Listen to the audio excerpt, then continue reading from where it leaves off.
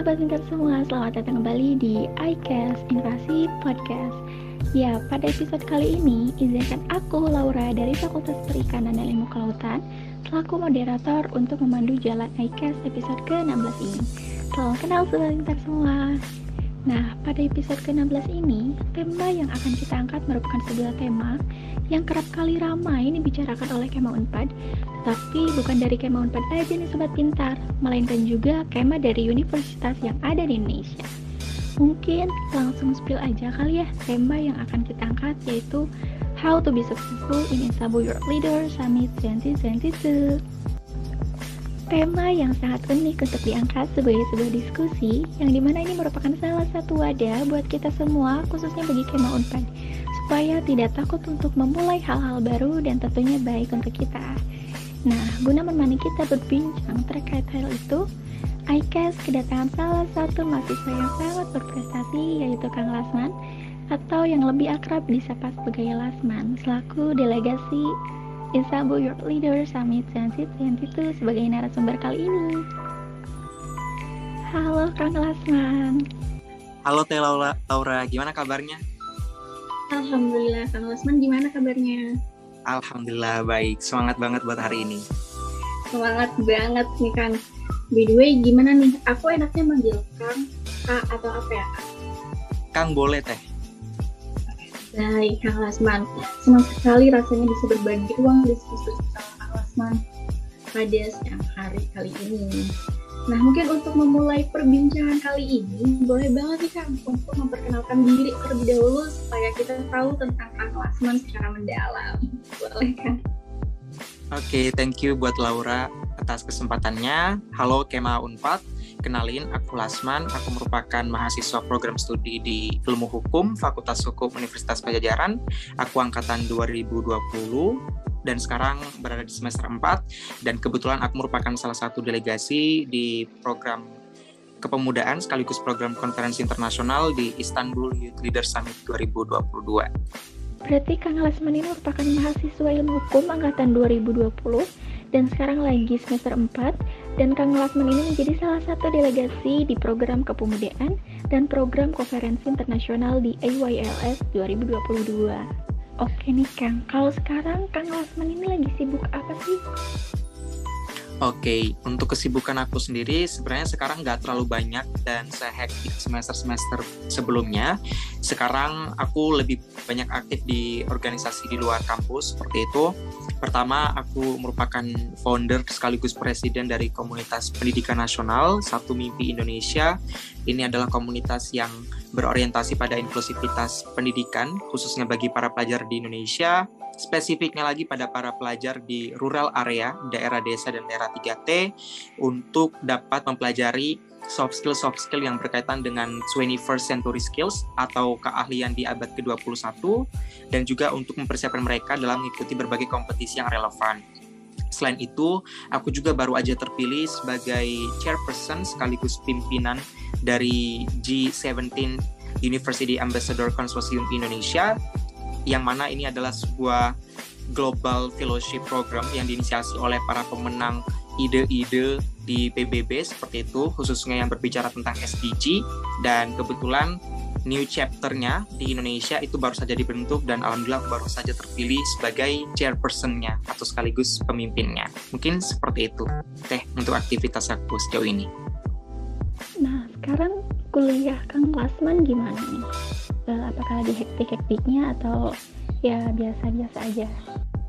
Oke, jadi sebenarnya kalau untuk perkuliahan pasti menurut pendapatku pasti hampir semua mahasiswa tantangannya masing-masing, nggak cuma di fakultas aku aja, pasti juga di fakultas-fakultas lain. Kebetulan karena aku juga kemarin baru pulang dari Turki sekitar 2 minggu, dan ya jadi salah satu tantangan dan juga resiko yang memang harus aku terima dan aku selesaikan seperti itu.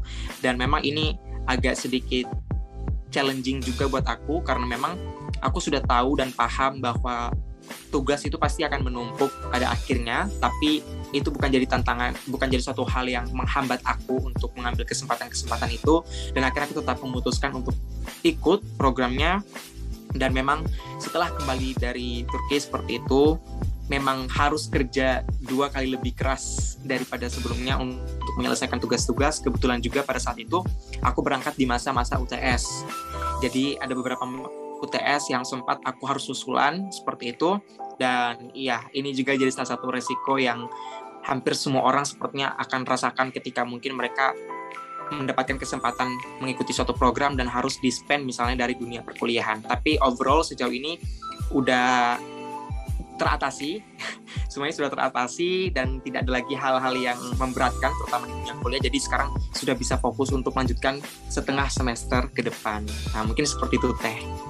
Oke Kang, berarti overall aman ya Kang, sudah diatasi. Intinya berani berbuat, berani bertanggung jawab ya Kang.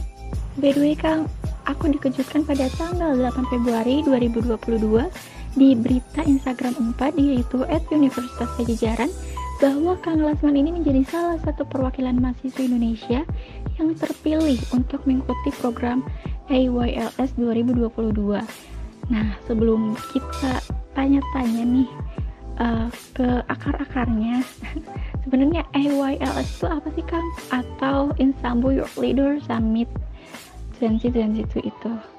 Oke, jadi sederhananya IYLS atau Istanbul Youth Leader Summit 2022 itu merupakan program self-development yang diinisiasi oleh Yayasan Leeds Indonesia Foundation. Jadi ini merupakan salah satu program terbaru mereka karena mereka memiliki beberapa program-program lain. Salah satunya juga adalah beasiswa dari Leeds Foundation ini, tapi yang ini merupakan program terbaru mereka. Dan ini juga kebetulan angkatan pertama. Jadi sederhananya Istanbul Youth Leader Summit 2022 ini merupakan wadah di mana para pemuda, bukan cuma pemuda Indonesia yang ada di Indonesia, bahkan pemuda Indonesia yang ada di luar negeri pun berpartisipasi di kegiatan ini, karena memang kegiatan ini memang diusung untuk meningkatkan partisipasi antar pemuda dan juga membangun konektivitas dan juga jejaring sesama pemuda dalam hal menyelesaikan masalah-masalah yang levelnya itu internasional dan juga nasional seperti itu. Tetapi fokusnya lebih banyak pada kaitannya terhadap SDG seperti itu. Dan kebetulan kemarin itu ada sekitar 5 isu yang menjadi fokus dari Istanbul Youth Leader Summit 2022. Pertama ada social, kedua ada ekonomi, ketiga ada education, keempat ada public policy, dan yang terakhir itu ada climate action. Nah, mungkin itu sedikit gambaran tentang Istanbul Youth Leader Summit 2022. Berarti AYLS ini merupakan sebuah program self-development yang disediakan oleh Yayasan Leeds Indonesia Foundation, yang dimana ini merupakan sebuah wadah bagi para pemuda Indonesia, bahkan pemuda Indonesia yang ada di luar negeri, untuk berpartisipasi di kegiatan ini. Nah, awal banget Kang Lasman tahu Istanbul Youth Leaders ini tuh dari mana sih Kang, kalau boleh tahu? Oke, jadi mungkin ini satu hal yang cukup di luar prediksi aku ya. Jadi waktu itu aku sebenarnya nggak pernah berani untuk daftar program seperti ini karena aku sempat mengikuti pendaftaran program-program yang sejenis tapi pengabdian masyarakat, tapi levelnya domestik di Indonesia aja, misal pengabdian masyarakat ke daerah mana, ke desa mana, itu aku coba daftar tapi nggak pernah keterima. Nah, isengnya aku pas itu adalah aku baru pulang dari Bali kalau nggak salah pas itu ya, baru sampai di Bandung dan sampai di kos. Entah kenapa ketika aku ngerasa kecapean pas itu, aku cari video yang ada di dalam pesawat gitu ya, ada video ngerekam awan yang ada di luar seperti itu, dan situ aku ngasih caption kalau tunggu aku, kita ke Kapadokia bareng pada saat itu caption ada di story aku, dan aku benar-benar nggak ada kepikiran sama sekali pengen ke Turki. Di tahun ini pun nggak ada sama sekali kepikiran. Dan entah kenapa setelah aku bikin story itu, malamnya itu temen aku yang kebetulan ambassador dari Leeds Indonesia itu nge-share poster Istanbul Youth Leader Summit 2022. Karena aku adalah tipikal orang yang nggak bisa menyelesaikan pendaftaran dalam waktu 1 hari, maksudnya dicicil-cicil seperti itu, aku lebih memutuskan cari hari di mana aku ngerasa nyaman banget, di hari di mana aku ngerasa aku bisa menyelesaikan pendaftaran sekaligus. Nah, jadi aku tipikal yang suka banget menyelesaikan pendaftaran kalau ikut apa-apa itu dalam 1 hari. Nggak bisa yang dicicil-cicil. Tapi kalau memang program itu tuh agak berat banget dan persyaratannya banyak, biasanya aku pasti bakal cicil. Nah, jadi benar-benar aku tahu Istanbul Youth Leader Summit 2022 itu di luar di luar dari list yang ingin aku lakukan di 2022 seperti itu. Jadi benar-benar nggak ada sama sekali kepikiran pengen keluar negeri kayak gitu, apalagi untuk berprestasi kayak gitu. Maksudnya pergi bukan buat jalan-jalan seperti itu. Terus yang kedua, entah kenapa temen aku itu kebetulan juga nge-share poster itu, dan di saat yang bersamaan aku melihat poster itu, aku save dulu postingannya, nanti aku pikir-pikir lagi aku daftar atau enggak, dan akhirnya aku berani daftar. Aku pun daftar itu H-1, bukan hari dimana aku tahu acara itu dan aku langsung daftar, enggak. Aku masih juga sempat prepare untuk buat motivation letter, aku juga masih prepare untuk kumpulin berkas-berkasnya seperti itu, karena menurut aku tahapan yang agak susah itu memang di persyaratan administrasi. Nah, mungkin seperti itu kurang lebih cerita gimana pada akhirnya aku tahu ada yang namanya Istanbul Youth Leader Summit 2022 ini gitu. Berarti tidak disangka-sangka ya Kang, yang dimana Kang Lasman untuk pergi ke luar negeri, ya khususnya ke Turki ini, itu di luar list tahun 2022 yang ingin Kang Lasman capai. Dan ada teman Kang Lasman yang merupakan ambasador dari Leeds Indonesia Foundation nge-share postingan itu, dan kebetulan Kang Lasman lagi lihat postingan itu, tetapi Kang Lasman tidak langsung untuk mendaftar, tapi butuh waktu untuk mempertimbangkan apakah Kang Lasman mendaftar atau tidak. Dan akhirnya Kang Lasman mendaftar di H-1. Keren banget. Ya, bener banget. Tapi keren banget sih Kang. Oke, sekarang apa sih motivasi Kang Lasman untuk ikut acara EYLS 2022 ini? Oke, kalau dari aku pribadi untuk motivasinya sebenarnya nggak yang ini ya, yang luar biasa banget gitu ya. Karena aku pribadi anaknya gampang penasaran dan aku gampang curiosity-nya tinggi, rasa ingin tahunya tinggi gitu, suka ngerasa tertantang ya. Jadi kadang kalau ikut suatu program tuh kadang nggak terlalu fokus ke benefit apa yang bakal didapat kayak gitu, tapi lebih kayak berani nggak daftar gitu ya, berani nggak nih daftar gitu kan.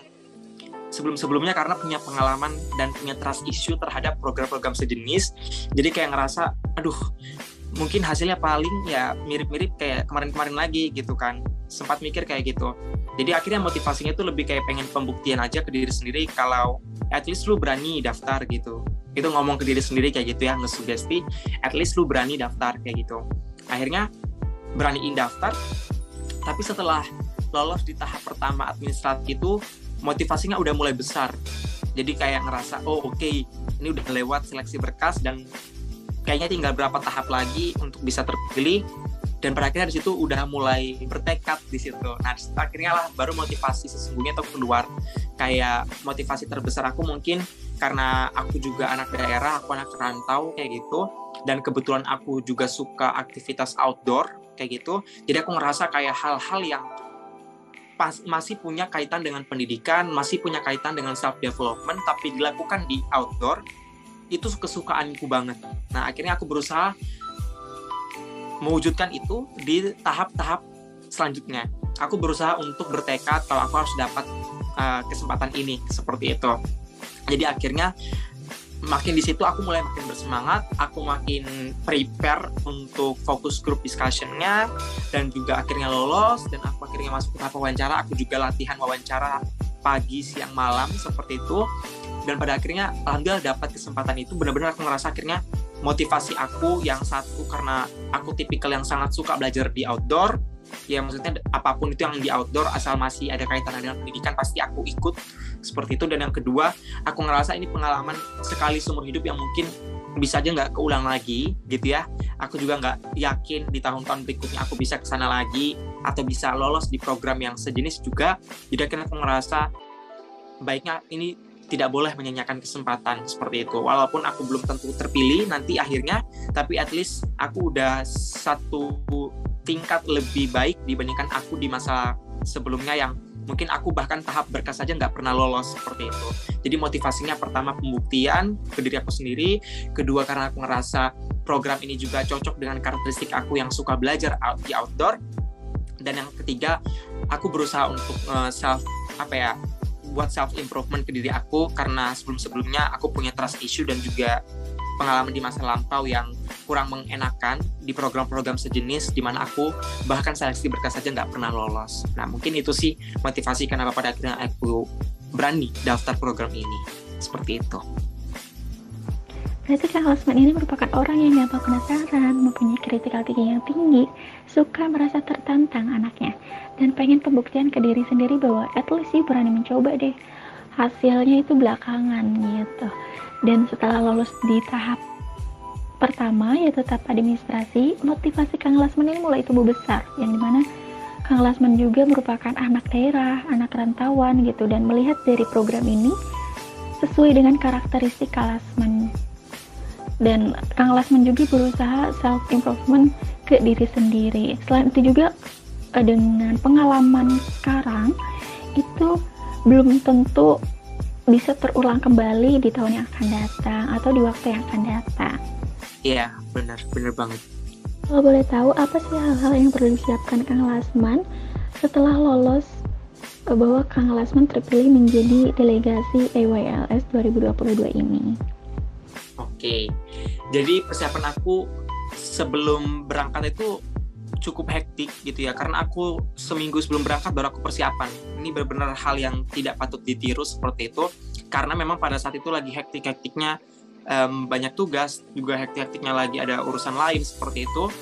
Dan kalau persiapan keberangkatan itu sebenarnya dari pihak Leeds Indonesia itu sudah memberikan pembekalan. Jadi kita itu punya sesi pembekalan. Jadi bagi para delegasi yang telah terpilih sudah fix akan berangkat, maka kita akan diakomodasi pembekalan seperti itu. Nah, di pembekalan itu kita banyak belajar. Kita mulai dari pembekalan tentang administrasi seperti kayak persiapan paspor, kemudian juga berkas-berkas penting yang harus dibawa, misalnya seperti itu. Kemudian juga pembekalan terkait presentasi SDGs, kemudian persiapan bahasa, kita juga sempat persiapan bahasa Turki seperti itu, walaupun cuma 1 kali pertemuan seperti itu. Tapi yang aku salut adalah memang Leeds Indonesia berusaha untuk mengakomodasi para delegasinya sebaik mungkin. Padahal ini adalah angkatan pertama mereka, dan aku ngerasa treatment yang diberikan oleh Leeds Indonesia itu luar biasa bagus dalam hal persiapan pemberangkatan bagi delegasi. Nah, kalau secara pribadi, bagi aku pribadi, kita itu dikasih rentang waktu itu sekitar 1 bulan untuk pembuatan 1 bulan dari tanggal terpilih hingga tanggal berangkat. Nah, 1 bulan ini diharapkan para delegasi ini bisa mempersiapkan untuk pembuatan paspor. Ini yang jadi salah satu persiapan yang tersulit buat aku. Jadi kalau untuk masalah persiapan seragam segala macam tuh nggak terlalu susah. Tinggal paspor ini yang menurut aku benar-benar agak susah buat aku, karena untuk pembuatan paspor sekarang via online semua seperti itu. Mungkin ada Kema nanti yang mungkin juga akan berangkat ke luar negeri tapi mungkin belum tahu seperti itu ya sekalian. Jadi dalam pembuatan paspor itu kita online via apps lewat aplikasi M-Paspor seperti itu. Tetapi yang cukup disayangkan adalah kuota per hari itu hanya 10 orang. Di awal banget itu 5 orang bahkan. Dan kita harus bersaing dengan masyarakat se-Bandung Raya seperti itu ya, se-Bandung Raya, karena aku di Sumedang, paling dekat kalau mau bikin paspor itu ke Bandung. Jadi aku harus bersaing dengan se-Bandung Raya di hari Jumat jam 2 atau jam 4 sore untuk untuk perang ini, slot pembuatan paspor. Di minggu pertama aku nggak dapat, di minggu kedua aku nggak dapat. Itu udah deg-degan, ini gimana udah mau berangkat pas itu. Tapi akhirnya di minggu ketiga langsung datang ke pihak imigrasi. Di sanalah baru aku dapat bantuan. Ternyata aplikasi M-Paspor itu adalah aplikasi yang mereka baru kembangkan seperti itu, masih menggunakan juga yang lama. Tapi aplikasi yang lama itu bernama Apapo, itu tidak ada lagi di Play Store ataupun di App Store. Jadi bagi teman-teman yang ingin membuat paspor tapi terhalang aplikasi M-Paspor yang kuotanya sangat sedikit, bisa langsung datang ke imigrasi untuk meminta aplikasi versi Android, yaitu Apapo. Itu tidak ada di App Store ataupun di Play Store. Jadi akan langsung dikirim oleh pihak imigrasi melalui aplikasi ShareIt ke HP Android kita seperti itu. Itu benar-benar luar biasa banget perjuangannya, karena aku juga berusaha menghindari kontak dengan banyak orang pada saat itu, karena benar-benar aku takut banget nggak bisa berangkat hanya karena negatif ya. positif COVID, aku takut banget walaupun udah bikin paspor, ternyata nanti aku terlalu banyak interaksi dengan orang, itu bakal jadi ketakutan aku tersendiri. Dan bener aja aku harus bolak-balik Jatinangor Bandung selama 3 minggu berturut-turut itu hanya untuk ngurusin paspor. Alhamdulillah itu sekitar 1 minggu sebelum berangkat paspor aku udah jadi, kebetulan udah jadi, dan lewat aplikasi apapun itu juga dan bantuan dari pihak imigrasi aku bisa menyelesaikan pembuatan paspor itu sebelum keberangkatan. Karena ada aja pasti di acara-acara seperti itu yang mungkin delegasinya telat ataupun delegasinya terhalang administrasi, bisa jadi nggak berangkat seperti itu. Itu sih mungkin salah satu persiapan keberangkatan aku yang cukup kompleks, tapi kalau dari pihak Leeds Indonesia sudah luar biasa banget, dan bahkan aku rasa tidak semua penyelenggara bakal melakukan pembekalan yang mungkin seintensif itu. Jadi aku pribadi sangat bersyukur, secara pribadi aku terbantu, dan aku pun juga masih punya insentif untuk mempersiapkan hal-hal pribadi aku termasuk paspor tadi. Nah, mungkin seperti itu, Teh. Nah, dengan pengalaman Kang Lasma tadi, itu bisa menjadi pembelajaran buat sobat pintar yang ada di rumah ya. Boleh dong Kang untuk ngasih tips and trick buat Kema Unpad, umumnya buat mahasiswa yang ada di Indonesia ini supaya bisa lolos di event EWLS di tahun yang akan datang. Oke, nah mungkin hal yang pertama, kalian harus follow Leeds Indonesia-nya. Oke, follow Instagramnya. Kalau nggak di-follow, nggak tahu informasinya. Oke, itu tips pertama. Mungkin sederhana, tapi I hope teman-teman ya bisa langsung follow IG-nya dan teman-teman nanti bisa tunggu informasinya. Dan kebetulan nih, aku dapat bocoran kalau pelaksanaannya akan diinformasikan dalam waktu dekat ini, seperti itu. Jadi teman-teman nih, Kema semua nanti yang dengerin podcast ini bisa langsung nanti cek Instagram Leeds Indonesia.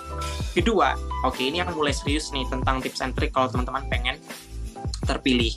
Pertama, kita harus tahu bahwa pendaftar di acara itu tuh banyak ya. Di angkatan pertama aku tuh 230 pendaftar. Yang diberangkatkan untuk ke Turki secara gratis itu ada 5 orang, termasuk aku. Nah, di angkatan pertama itu 5 orang jatah untuk fully funded delegation atau delegasi full akomodasi, termasuk aku. Dan di situ memang penilaiannya itu dinilai sampai tahap akhir dan pembuktiannya dari tahap wawancara. Jadi memang kalau aku pribadi memberitahu kepada teman-teman semua, sistem seleksi program-program seperti ini biasanya menggunakan sistem eliminasi. Jadi kalau teman-teman di tahap berkas tidak lolos, mau tidak lolos juga untuk masuk ke tahap kedua, yaitu tahap FGD atau Focus Group Discussion. LGD, Leaderless Group Discussion. Kemudian kalau di tahap kedua LGD pun teman-teman tidak lolos atau tidak tampil dengan performa yang bagus, maka teman-teman juga tidak bisa maju ke tahap ketiga wawancara. Begitu pula kalaupun kita masuk di tahap wawancara, belum tentu juga kita akan terpilih untuk berangkat ke Turkinya. Nah, jadi yang pertama yang harus dipahami adalah harus ada mindset bahwa seleksi ini menggunakan sistem eliminasi.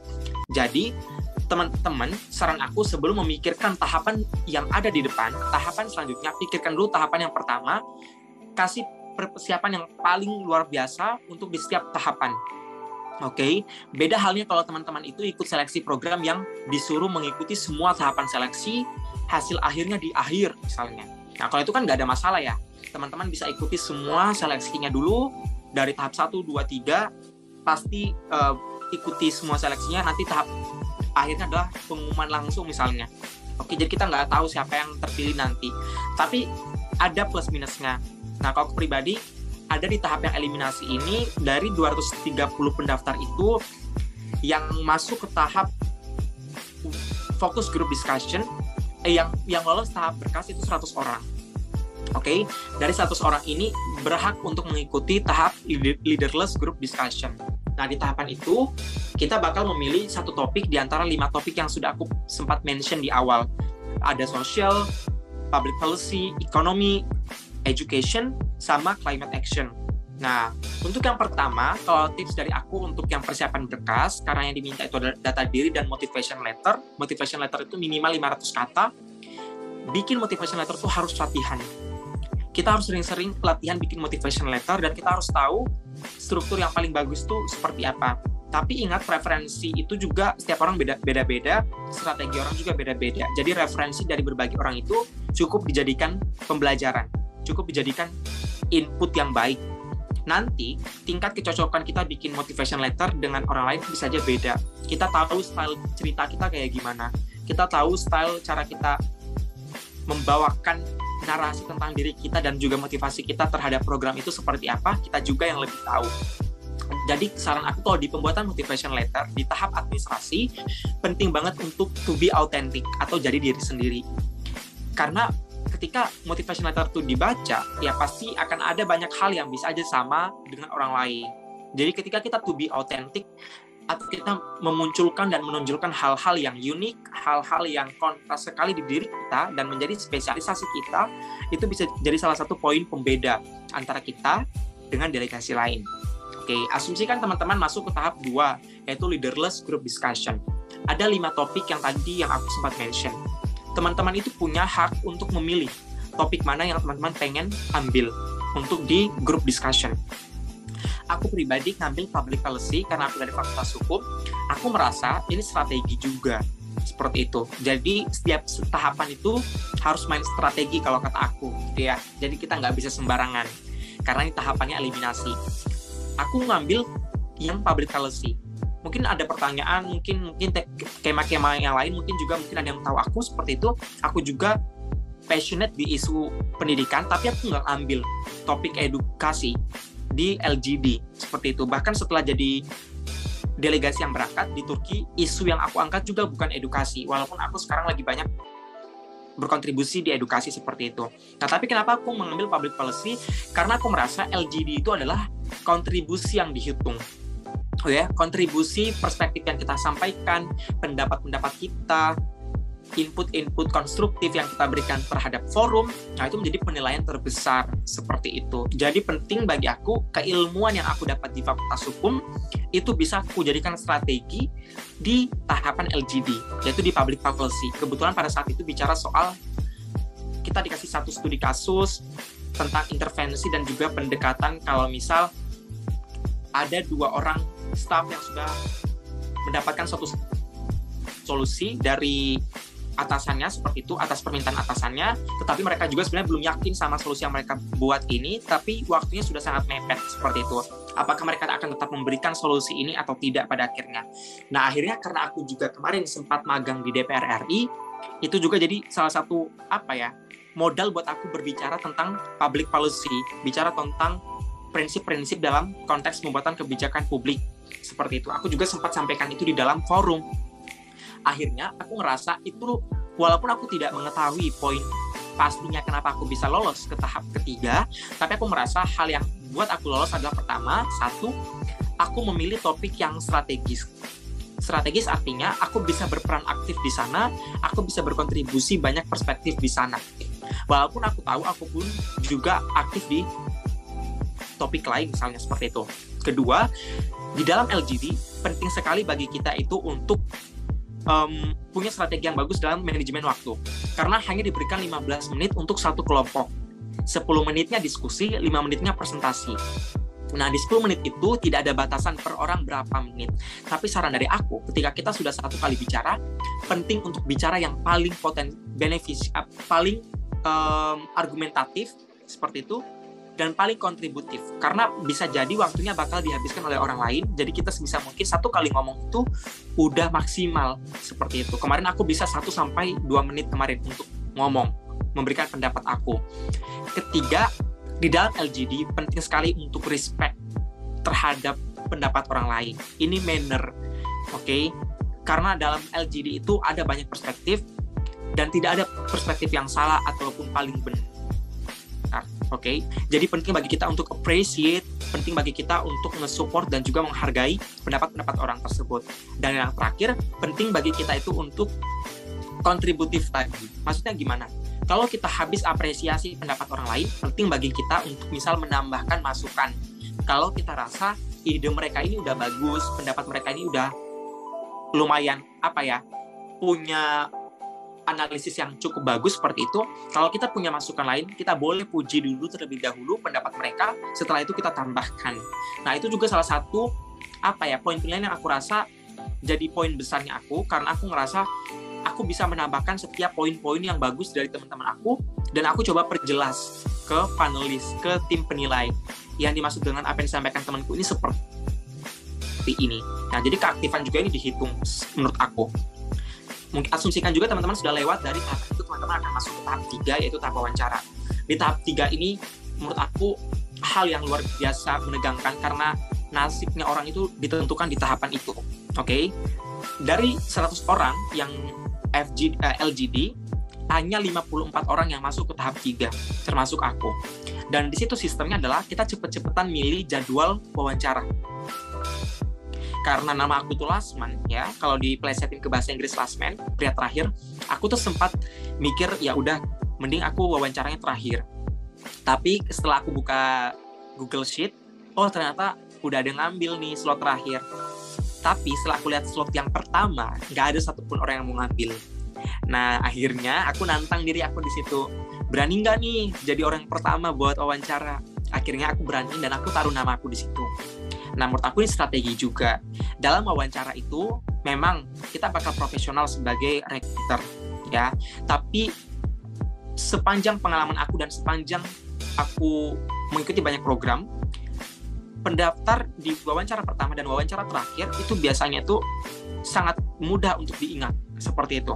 Apalagi kalau di urutan pertama dan terakhirnya itu juga berkesan, dia unik, dan dia juga punya hal-hal yang kayak bisa diingat oleh recruiter itu secara kontras. Nah, itu jadi salah satu poin yang walaupun sudah banyak yang diwawancara, tapi ketika ditanya siapa yang paling kamu ingat, dia pasti bakal merujuk ke orang yang paling unik di mata dia, dan biasanya itu ada di orang pertama dan ada orang di terakhir. Nah, itu aku berusaha pakai strategi itu lagi. Jadi ketika aku dapat di orang pertama, aku bakal tunjukin sebanyak apapun orang yang akan diwawancara oleh bapak dan ibu atau kakak-kakak sekalian, Anda pasti akan mengingat saya. Orang pertama yang Anda wawancara itu pasti akan Anda ingat. Bukan karena saya orang pertama, tapi karena saya berhasil buat kesan. Apalagi itu di orang pertama. Dan ternyata benar, setelah aku coba konfirmasi setelah jadi delegasi, aku tanya ke pewawancara, dan kebetulan juga kita ketemu di Turki, dan aku juga sempat chit-chatan juga. Ternyata hal yang buat aku terpilih juga adalah karena aku bisa buat kesan itu di orang pertama. Jadi ini salah satu poin penilaian yang aku rasa teman-teman juga harus aware kalau teman-teman ikut program-program lain. Ya, setelah itu ya udah kita tinggal berserah gitu ya, kita tinggal berserah, karena pada saat itu juga pengumumannya tengah malam, dan aku entah kenapa aku udah deg-degan banget, karena aku udah ngerasa ngasih yang terbaik. Semua hal-hal yang aku terima dari mentor-mentor aku sudah aku aplikasikan di program itu, di seleksi-seleksi itu, dan alhamdulillah terpilih kayak gitu. Mungkin segitu Teh Laura, maaf ya kalau kepanjangan ya tips and triknya teman-teman semua. Buat sobat pintar semua, tips dan trik dari Kang Lasman itu bisa sobat pintar terapkan ya, supaya event IWLS di tahun yang akan datang sobat pintar semua bisa lolos. Nah, sekarang apa sih pelajaran Kang Lasman yang didapetin pas ikut program IWLS 2022 ini? Oke, mungkin kalau untuk pelajaran ya ataupun hikmah yang bisa aku ambil dari program ini, terutama setelah aku menjalani agenda di Turki selama 8 hari seperti itu, 2 minggu di hari aktif sekolah. Jadi pada saat itu ya aku belajar banyak hal selama aku ada di Turki. Aku belajar dari banyak delegasi-delegasi yang lain. Ternyata ketika aku ngerasa aku punya cerita yang bicara soal tentang keajaiban seperti itu, ternyata teman-temanku yang lain juga punya, dan bahkan buat aku juga cukup merinding seperti itu ketika aku mendengar cerita-cerita mereka juga. Kenapa pada akhirnya mereka bisa sampai ke Turki dan ketemu aku juga, dan aku ketemu mereka seperti itu. Jadi pertama hal yang aku pelajari banget adalah kalau sekarang itu bicara soal aset, itu bukan lagi tentang kekayaan, bukan lagi tentang seberapa banyak uang yang kita punya, seberapa banyak kendaraan mewah yang kita bisa akses, tapi juga koneksi ataupun relasi. Dan aku belajar itu banget dari Istanbul Youth Leader Summit 2022 ini.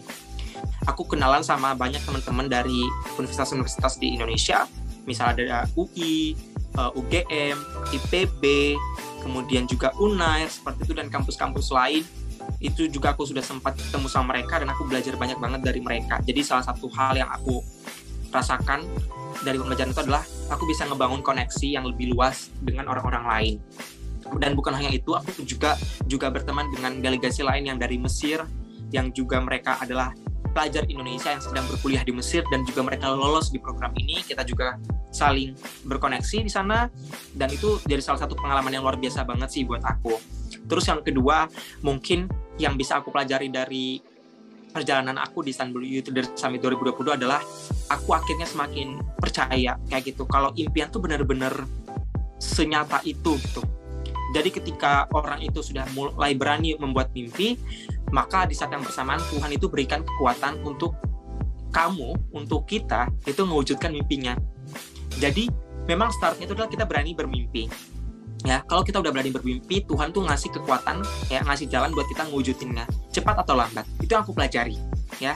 Karena benar-benar di luar dugaan aku, tanggal 1 Januari 2022 aku iseng nge-story soal Kapadokia. 27 hari kemudiannya, di 28 Februari itu, aku dapat email kalau aku terpilih berangkat, dan aku dapat yang fully funded, dan aku tidak mengeluarkan dana sepersen pun, baik tiket pesawat ataupun akomodasi di sana. Itu benar-benar jadi suatu hal yang pembelajaran banget buat aku, dan bikin aku sekarang semakin percaya sama mimpi. Jadi walaupun nanti setelah program ini aku punya kegagalan lain, aku gak bakal kecewa, ataupun misal aku harus dialihkan ke jalan lain, misalnya aku gak bakal kecewa lagi, karena aku udah ngerasakan suatu hal yang mungkin bagi banyak orang itu jadi suatu impian yang besar. Bagi aku itu, aku jadikan hal-hal yang iseng doang pas di awal, tapi ternyata aku dapat, aku jadi ngerasa kayak sebersyukur itu, karena aku tahu ada orang-orang di luar sana yang pengen banget dapetin kesempatan yang udah aku dapetin sekarang. Jadi satu, aku belajar tentang gimana aku bisa meningkatkan koneksi aku dan juga relasi aku, khususnya kepada teman-teman yang lebih luas lagi, bukan hanya di dalam kampus. Dan yang kedua, aku semakin belajar lagi tentang kalau yang namanya kita udah bermimpi itu, ya kita udah luar biasa banget, dan masalah terwujud atau enggaknya itu masalah waktu, dan tergantung gimana kita mengusahakannya. Jadi itu jadi sumbangsi buat aku juga. Kalau sewaktu-waktu nanti di masa depan aku ingin buat mimpi lagi, aku ingin melakukan suatu hal, aku nggak perlu lagi takut kalau aku gagal atau aku harus nunggu kayak gitu, karena pasti aku bakal dapetin cepat atau lambat. Kalaupun nggak dapat apa yang aku mau, pasti diganti sama yang lebih baik. Nah, mungkin seperti itu sih Teh. Pelajaran yang Kang Lesman dapetin di event AYLS 2022 ini sangat berharga banget buat Kang Lesman, ya Kang, yang dimana pelajaran ini tuh belum tentu didapetin di acara-acara lain gitu. Nah, sekarang bagaimana sih cara Kang Lesman bisa percaya diri untuk ikut event-event baik itu di ranah kampus maupun di luar kampus, dan khususnya event AYLS 2022 ini? Oke. Nah, ini sih menurut aku yang masalah banget ya buat banyak orang sih, masalah percaya diri atau confident ini. Maksudnya percaya diri itu bukan berarti kita harus harus abai terhadap respon orang. Bukan berarti kita tuh harus bahasanya itu, bahkan kita sama sekali tidak mau mendengarkan orang lain, dan kita ngerasa percaya diri ini ya udah, as long as kita nyaman ya udah kita lakuin apapun yang kita mau, seperti itu. Sebenarnya juga bukan seperti itu. Jadi menurut aku percaya dirinya adalah situasi di mana kita tuh bisa memberikan banyak afirmasi positif buat diri kita, atau kita membangun vibes yang baik buat diri kita sendiri, seperti itu. Karena kita tahu belum tentu lingkungan bisa ngasih vibes yang positif buat kita. So karena hal itu, mau tidak mau kita harus bikin vibes itu positif buat diri kita sendiri. Aku pribadi sering banget ngomong ini ke banyak orang, ke banyak kesempatan. Orang itu nggak percaya diri bukan karena mereka nggak pintar, tapi karena mereka jarang atau bahkan tidak pernah ngasih afirmasi ke diri mereka sendiri. Kenapa aku bisa bilang kayak gini? Aku ngerasa dan aku sudah mengobservasi banyak orang-orang yang cenderung percaya diri, itu orang-orang yang cenderung progresif, ya. Mereka punya vibes positif yang sangat keluar sekali, auranya kelihatan sekali seperti itu. Jadi kalau kita deket sama orang seperti itu tuh enak sekali, ngerasanya tuh nyaman banget kalau deket sama orang seperti itu, atau kita berteman dengan mereka. Karena kita ngerasa kalau deket sama mereka, hal-hal yang keluar dari pembicaraan atau hal-hal yang keluar dari obrolan itu adalah sifatnya konstruktif, membangun, seperti itu, support kayak gitu. Jadi aku ngerasa percaya diri ini bukan karena kita nggak pintar sebenarnya, karena itu kan yang jadi hambatan orang-orang kalau mau daftar program misalnya pertukaran pelajar, aku nggak pintar bahasa Inggris, atau misalnya mereka mau daftar program ini, aku nggak pintar ngomong, kayak gitu. Ya mungkin benar, spesialisasi itu berpengaruh terhadap keputusan orang untuk mendaftar atau tidak. Ya, kompetensi orang juga itu bisa berpengaruh terhadap apakah dia berani daftar atau tidak. Benar. Tapi ada banyak hal itu bisa diusahakan. Nah, masalahnya hal-hal yang bisa diusahakan ini kadang diabaikan gitu aja hanya karena mereka nggak pede. Oke, mungkin mereka mengakui mereka secara kompetensi nggak mumpuni di bidang itu. Tapi mereka tahu itu juga masih bisa diusahakan, tapi mereka nggak ngambil opsi itu. Hanya karena mungkin mereka merasa nggak pintar. Padahal bukan karena mereka nggak pintar. Aku ngerasa masalah mengusahakan itu bukan masalah kamu pintar atau enggak, atau kamu berkompetensi atau enggak, ya. Tapi karena kamu bisa ngafirmasi diri kamu untuk coba usahain. Nah, aku ngerasa itu yang bikin orang-orang tuh percaya diri karena mereka punya afirmasi itu. Mereka suka memunculkan afirmasi, aku bisa kok, aku bisa ngusahain. Kayak gitu. Karena aku pribadi di program ini pun gak ada keharusan bisa bahasa Inggris, at least bisa conversation, kayak gitu. Karena mungkin pas di Turki kita juga gak bisa pakai bahasa Turki 24/7 layaknya penduduk lokal Turki seperti itu. Kita kemana-mana juga masih pakai bahasa Inggris seperti itu, kecuali sapaan-sapaan ataupun ucapan terima kasih kita pakai bahasa Turki seperti itu. Nah, akhirnya aku belajar banget kalau membangun kepercayaan diri itu kita yang harus bentuk. Ya, kita harus bentuk sendiri kayak gitu. Karena sekali kita bisa bentuk itu sebagus itu, ya, percaya deh, mau ada atau tidaknya dukungan orang, mau ada atau tidaknya support orang, afirmasi orang, itu tuh nggak terlalu penting buat kita. Karena kita tahu cara nge-build diri kita sendiri, kita tahu cara gimana untuk nge-overcome masalah-masalah kita sendiri. Nah, jadi aku bilang, kesimpulannya adalah percaya diri itu bukan, orang tuh nggak percaya diri bukan karena mereka nggak pintar, bukan karena mereka nggak kompeten, tapi karena mereka tahu ada hal-hal yang masih bisa diusahakan tapi mereka abai. Nah, itu problemnya adalah mereka tidak pernah mengafirmasi diri mereka, atau bahkan sejarang itu, ya, sejarang itu. Afirmasi itu maksudnya gimana? Kita tahu percaya dirinya adalah hal-hal yang bisa berpengaruh terhadap progres kita. Kita dikucilkan orang aja udah bisa down kan? Kita diremehkan oleh orang-orang terdekat kita aja udah bisa demotivasi atau regress misalnya seperti itu, atau penurunan performa misalnya. Ya, tapi ya di saat yang bersamaan afirmasi ini ya satu-satunya cara buat kita bertahan. Contoh kalau aku pribadi, aku suka banget yang namanya self control. Ada dua, yaitu self suggestion sama self talk. Kalau self talk ini mungkin kalian pernah denger lah, tapi aku bukan anak psikologi. Mungkin Kema di sini ada yang anak psikologi nih ya. Nah, kalau di self talk itu aku sangat suka ngeapresiasi diri aku by vokal. Jadi aku sering banget kayak muji diriku sendiri. Walaupun aku sendirian di kos misalnya, aku lagi kecapean atau aku lagi selesai wawancara apa misalnya, lagi selesai daftar apa, aku pasti bakal muji diri aku. Kayak aku bakal bilang, lu keren banget hari ini. Oke? Lu udah bisa nyelesain semua persyaratannya gitu. Lu udah bisa ngejar deadline misalnya seperti itu, lu keren banget kayak gitu. Walaupun aku tahu itu terseok-seok, walaupun aku tahu itu capek, mungkin aku tahu hal-hal yang kayak gitu tuh bisa aja ganggu performa aku buat kuliah misalnya, karena aku terlalu kecapean. Tapi aku masih bisa coba ngafirmasi diri aku udah ngelakuin yang terbaik. Atau self-suggestion ini aku berusaha kayak mendorong diri aku untuk daftar, atau mendorong diri aku untuk kayak coba deh ambil kesempatan itu. Karena tadi aku ngerasa kayak sugesti itu kan, ya kalau orang ngesugesti kita, atau mungkin kalau kita lihat di jalan ada iklan dan segala macam, itu kan juga bisa mensugesti kita kayak untuk ngelakuin tindakan terhadap apa yang disugesti. Nah, masalahnya hal-hal yang kita inginkan ya cuma kita yang tahu. Nah, termasuk hal-hal yang self development ini. Makanya kenapa self suggestion ini penting? Karena misal aku tahu aku suka sama bidang ini dan ada kesempatannya. Aku nggak bisa minta orang lain untuk ngedorong aku untuk ikutin kesempatan itu kalau aku aja nggak ada niatan ataupun insentif untuk ikutin kegiatan itu. Jadi aku harus mendorong diri aku, lu kan suka bidang ini, lu tertarik sama isu-isu ini, ya udah kejar, kesempatannya ada nih. Kalau nanti gagal di sini, coba deh daftar yang di lain. Nah, aku memberikan sugesti ke diri aku, coba deh. Artinya itu apa ya? Akhirnya berusaha untuk memunculkan kalau aku tuh masih punya peluang untuk bisa berhasil. Jadi itu kesimpulan dari aku. Orang tuh nggak percaya diri bukan karena mereka nggak pintar, bukan karena mereka nggak kompeten, tapi once mereka tahu itu adalah suatu hal yang sebenarnya masih bisa diusahakan, tapi mereka abai, bisa jadi karena permasalahan adalah mereka jarang ngafirmasi diri mereka atau bahkan tidak pernah ngafirmasi diri mereka. Afirmasi apa yang dimaksud? Yaitu adalah self-suggestion untuk berusaha mendorong diri mereka sendiri, mengejar kesempatan yang sesuai dengan interest mereka. Dan yang kedua adalah self-talk untuk membangun vibes positif buat diri mereka sendiri, ya di tengah banyak hal-hal yang bisa nge-pressure dan juga ngedemotivasi diri kita. Nah mungkin itu sih kalau tips dari aku buat pertanyaan yang disampaikan sama Teh Laura. Aku setuju banget sama statement Kang Lasman bahwa orang itu nggak percaya diri bukan berarti mereka nggak pintar, bukan berarti mereka nggak kompeten, melainkan mereka jarang atau tidak pernah ngasih afirmasi ke diri sendiri. Dan di mana diri kita sendiri itu mampu bisa memberikan vibe positif ke diri kita sendiri.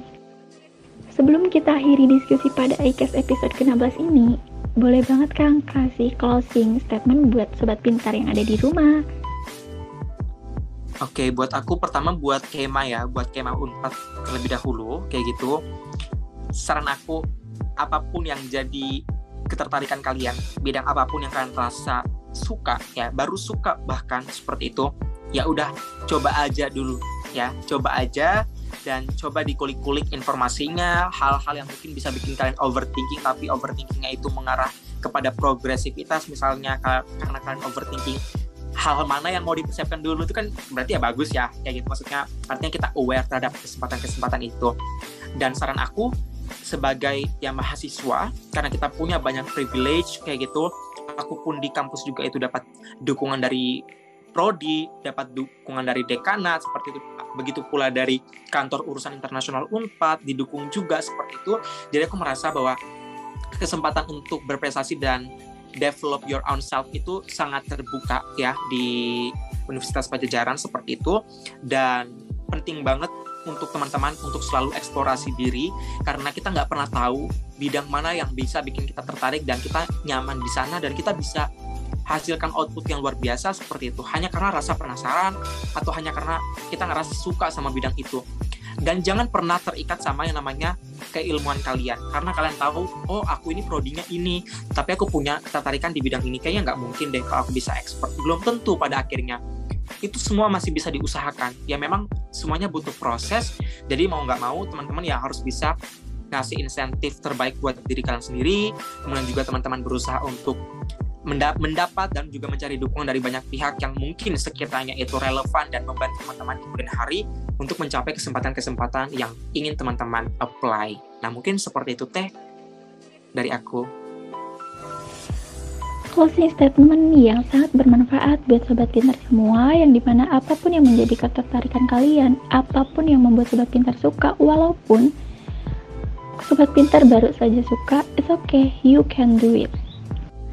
Dan sobat pintar jangan tergantung pada keilmuan sobat pintar, yang dimana kita nggak tahu bahwa apakah keilmuan yang kita tekuni, yang kita pelajari cocok dengan karakter kita, cocok dengan vision kita. Maka dari itu sobat pintar harus banyak-banyak mengeksplor diri untuk menghasilkan output yang luar biasa pada diri kita. Terima kasih banyak Kang Lasman telah menyempatkan diri untuk mengobrol bareng di Invasi Podcast episode ke-16 ini. Seru banget tadi Kang ngobrolnya. Semoga perbincangan kita mengenai tema tadi dapat membawa manfaat kepada sobat pintar ya. Nah, makasih juga buat sobat pintar yang udah dengerin perbincangan kita kali ini. Jangan lupa dengerin episode-episode sebelumnya dari Podcast Pintar di Spotify Invasi Podcast. Dan cek juga Instagram kita di @unpad.pintar. Saya Laura pamit undur diri dan sampai jumpa di iCast episode selanjutnya. Dadah!